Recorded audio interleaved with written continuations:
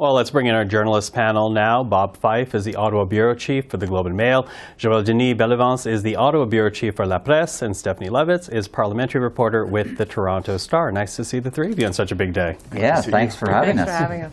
Bob, I'll get you to start us out because I actually started the program by saying that this conclusion from Justice Rouleau was probably the best that the Liberal government could hope for. Do you agree? Yeah, you know, they've been struggling for the last couple of weeks, on gun legislation, on bail reform, a number of other issues. And I think this would have been a very serious blow to the government if Justice Rouleau had said that he wasn't justified in invoking the Emergencies Act. Now, Trudeau is not off the hook on this. Mr. Rouleau said that it pained him in a way to have to say that invoking the Emergency Act was necessary, but because there was such a failure of police leadership as well as provincial leadership, that he felt that the Prime Minister made the right decision in invoking the Act because he was concerned that this was going to spread wider, and we did see evidence of that in Windsor and in Coutts, Alberta. So on the basis of that, he said the Prime Minister made the right decision, the federal cabinet made the right decision, and he made a number of recommendations, of course, to how to deal with this in the future. So the Prime Minister, I'm sure they were high-fiving each other when they saw that report. Well, you know, it's interesting because what Justice Rouleau actually puts down in this report really mirrors in many ways the argument that we're hearing from government sources before and during the Commission's work, the public hearings at least.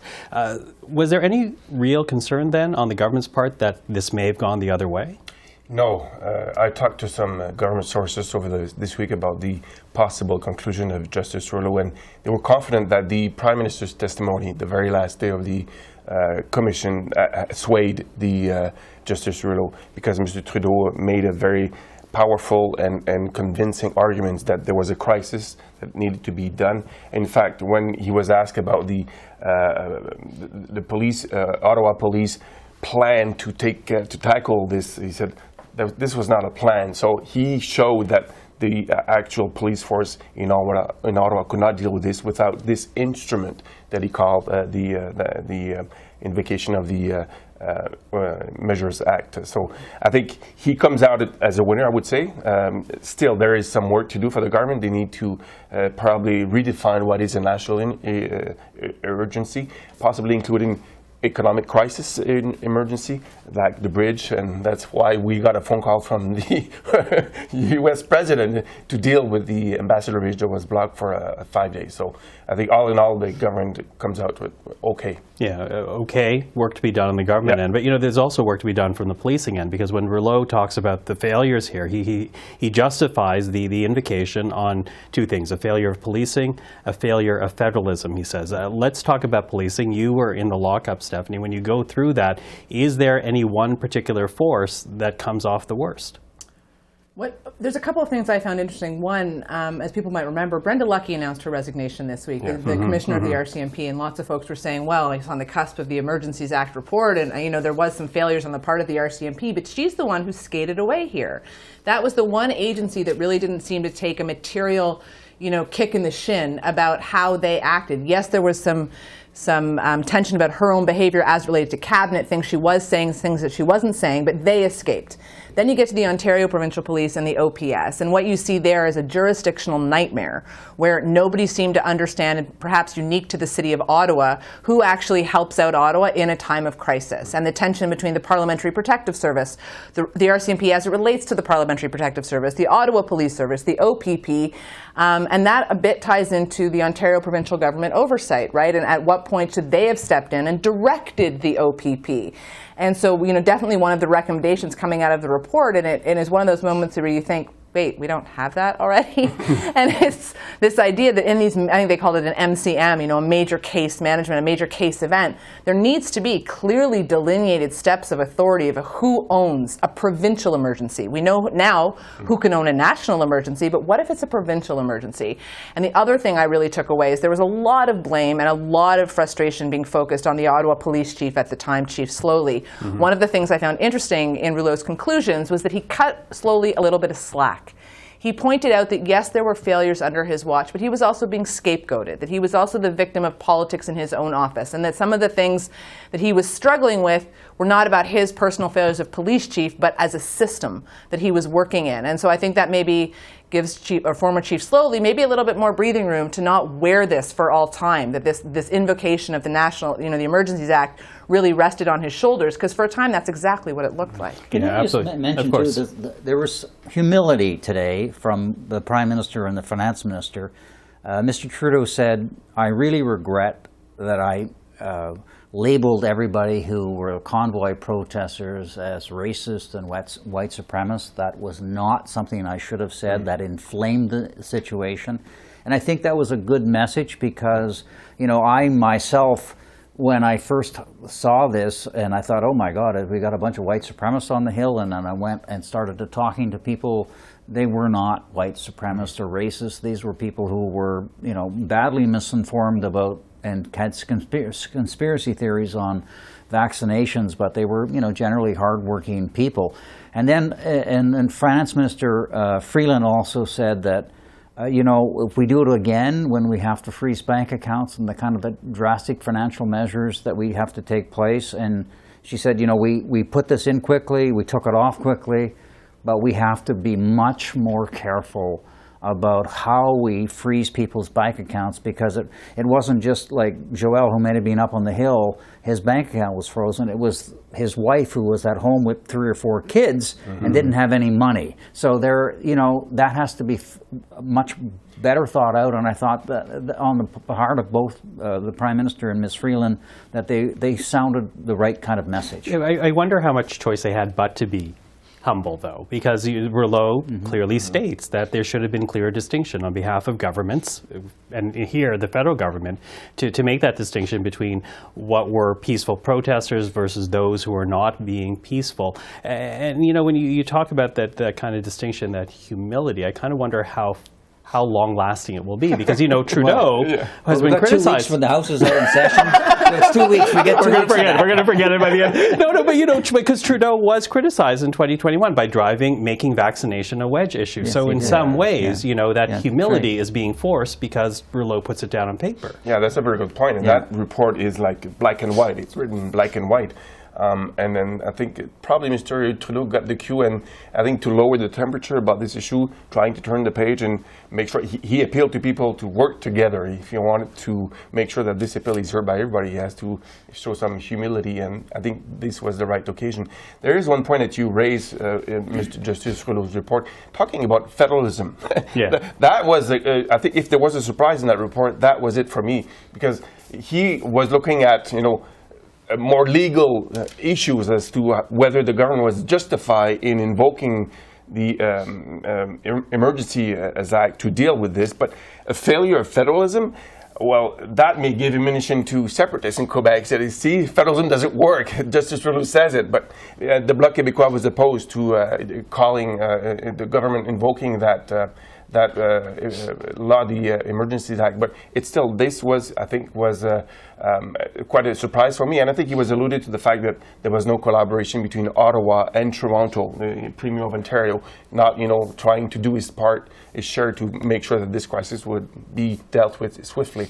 And probably also the City of Ottawa. And the lack of communications between different governments led to this crisis and led the government to invoke the Measures Act. And by the way, Ottawa, capital of a G7 country, I think was embarrassed by this incident, and this, I think I've already took note of it. Yeah, as we talk about, having to make these distinctions and looking back, actually having all governments, including the Prime Minister, look back at past comments.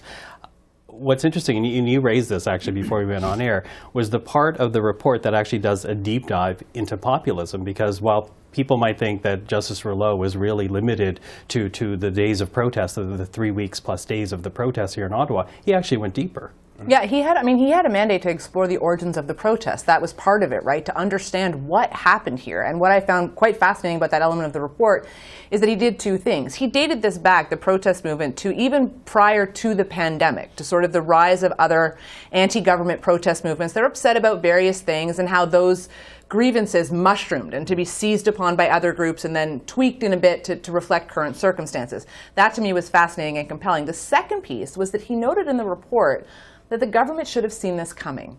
The government should have understood that the potential for societal unrest during a pandemic, after lockdown measures, a protest of this size should not have come as a surprise, and that they didn't foresee it, that they didn't think about the negative political implications of what they were doing, and then in turn prepared for it from a national security point of view. I can recall many of us in Ottawa who covered Ottawa a long time, when this all began happening, the big trucks are out on Wellington, and you think to yourself, what do you mean they allow big trucks on the street in front of the Parliament buildings?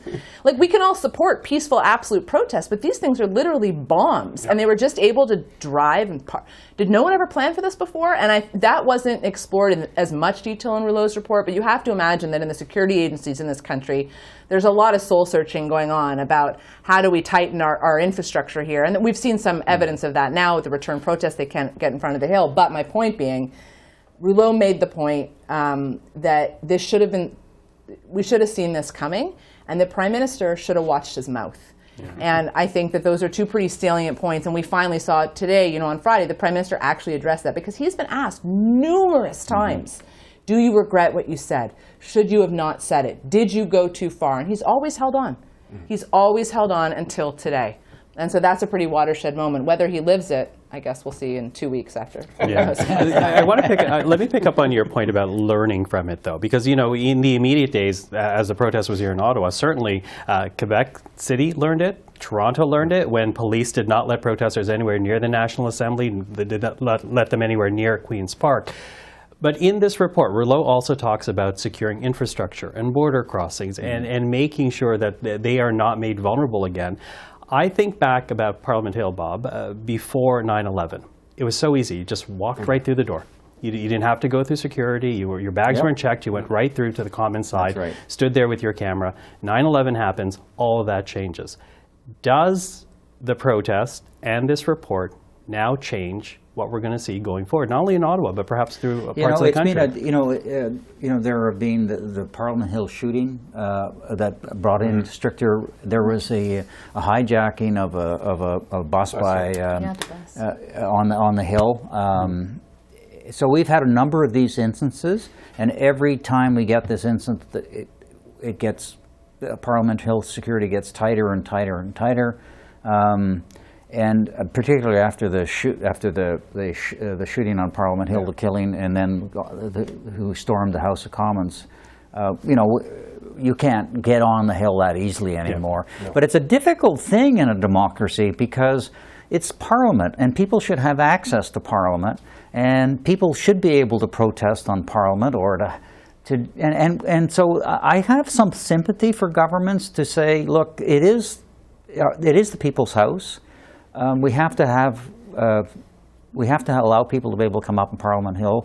But to Stephanie's point, clearly they can't be driving up on Parliament Hill with big trucks. Yeah. But the United States has the same problem. If you go to the White House, it's all blocked off now. But people can still walk there and have protests. But it's really, really tight security. There's a battle between the federal government and the city of Ottawa as what to do with the Wellington Street where the big rigs were parked. And Ottawa just voted, City Council voted, they want Wellington to be reopened. And for people at home, that is the street right in front of Parliament Hill. I think, too, though, one thing this report did do with security is it validated this idea that what happens online can translate into the real life, right? Sure. I mean, I think that there's always this tension right now that's emerging, and we saw it with some of the more extreme elements of the protest movement to say, oh, what I posted online, that was just a joke. That wasn't serious. I didn't mean it. And then you end up with several thousand people in front of the Parliament buildings. And I think perhaps this incident, and again, it's reflected in Rouleau's report, that, intelligence now really needs to take these online things a bit more seriously, as do we all. We can't just slough it off and say, whatever, what happens on YouTube stays on YouTube, because the protest was evidence that it doesn't, and it no longer does. And anyone who wants to claim, well, I didn't mean it, well, maybe you didn't mean it, but a bunch of people believed you. Yeah, and then they went out. And just recently, when the anniversary came, you saw a much heavier police presence on Parliament Hill, and just this last week, there was concern that there were going to be convoy protesters coming up, presumably because of the rollover report. And again, there was a heavy police presence. And I think that's meant to last right through to Sunday, you know, because we didn't know if it would come down Friday or Monday when it was due. Yep. So now you're beginning to see this is probably going to be a fact of life. A new normal. Yeah. That's what it is. Listen, quickly running out of time, but I have to talk about political fallout here. You know, we talked a little bit about Justin Trudeau, but I'm wondering about the political fallout for the Prime Minister, but also for Pierre Poilievre, the opposition leader, Conservative leader, and for Doug Ford and Sylvia Jones, now Health Minister of Ontario, but at the time Attorney General of Ontario. What do you think about the fallout? Well, the one who will have to explain himself more, I think, is Pierre Poilievre, because he was clearly behind the Convoi de la Liberté, as we say. And he, at the beginning, was not very much nuanced. He was full force behind him. So I think the Liberals will use that against him in the next federal elections, I'm sure. So he will have to find a better strategy, better communication strategy to, I guess, sort this out for himself. I disagree a bit with JD only because I think Rouleau gave him an out in the report, where Rouleau said the exact same thing that Pierre Poilievre has been saying for months, that they weren't all bad apples, and that the majority of people were in fact there for peaceful protest, and they were concerned about having their rights limited, and that, you know, the political rhetoric around that was damaging. I think that that's comforting, politically comforting, useful to Pierre Poilievre. The reality is they don't want to talk about it at all, right? They just need this to go away because it brings back, you know, the more fringe elements of their own party who were part of this movement. And who, you know, espoused conspiracy theories, and some of those still sit in the House of Commons. I mean, I think there's a lot of tension there for Pierre Poilievre, and in his view, it's politically simpler that Rouleau came down on the side of the government than if Rouleau had come down against the government, because then it would have led to a lot of questions from Mr. Poilievre, and more talking, because we'd be much more jumping down the throat of the federal government. You went too far, you did too much, and you'd expect Poilievre to echo that, but it's politically tricky for them. I think for Doug Ford and Sylvia Jones, who were really taken to task by the Commissioner for their total absence here, for their abandonment of the City of Ottawa, for their failure to oversee provincial policing. And refusal to appear before the Commission. And refusal to appear before the Commission. You know, unfortunately, one of the craziest things about this whole incident, really, isn't it? There's been no accountability. Where's the accountability at the end of the day for all of this, right? Doug Ford got elected in the election that was after this convoy, right? So you wonder, I mean, you know, Jim Watson in Ottawa didn't run again. The convoy, was it a factor in the Ottawa municipal election? Maybe. You know, the political accountability piece here is the one thing that will forever be missing. About the people who made the mistakes, what price did they pay for what the city and the province and the country had to endure? Bob? Look, we saw Poilievre earlier today basically mouthing that part of the Justice Rouleau's report, and then blaming the convoy on Justin Trudeau for some reason. I don't know how he got to that conclusion. But we all know what's going to happen when election time comes. The Liberals are going to pull those clips of Poilievre shaking hands with convoy guys and are going to really go after him hard on that. He can't escape that part of it for sure. Well, we are watching. I'll convene the three of you again. Really appreciate the Thank you. conversation. Bob, Joel-Denis, Stephanie, thank you for that. Thank you, Michael.